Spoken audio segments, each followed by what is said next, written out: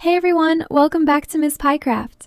Since I posted my short about the purl single crochet, I've been getting a lot of questions about how to change colors using this stitch. So if you've been wondering the same thing, this video is for you. So let's get started. I'm just finishing my last single crochet with the white yarn, and then I'll switch over to the green yarn. Now using the new yarn, chain 1 and turn your work. The side you're looking at right now is actually the back side of your work. From here, just continue with your purl single crochet as usual.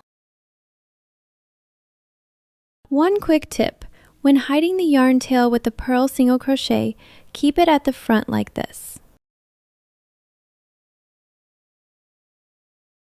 And if you're not familiar with the purl single crochet or why you'd use it, you can check out the video linked above.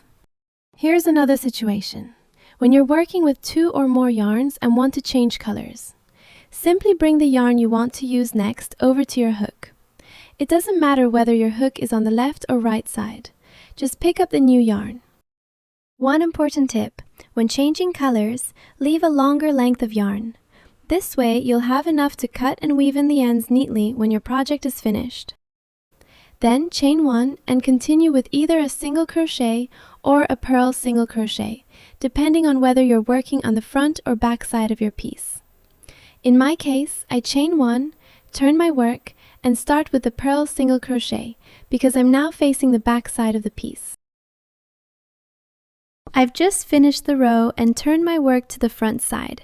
Don't worry about this long strand of white yarn. I'll cut it later and weave it into the piece. You can see how neat it looks. I hope this video solved your question. If you love crochet, check out my channel for more helpful techniques and project ideas. If you have any ideas or questions about crochet, let me know in the comments. I'd love to hear. See you next time!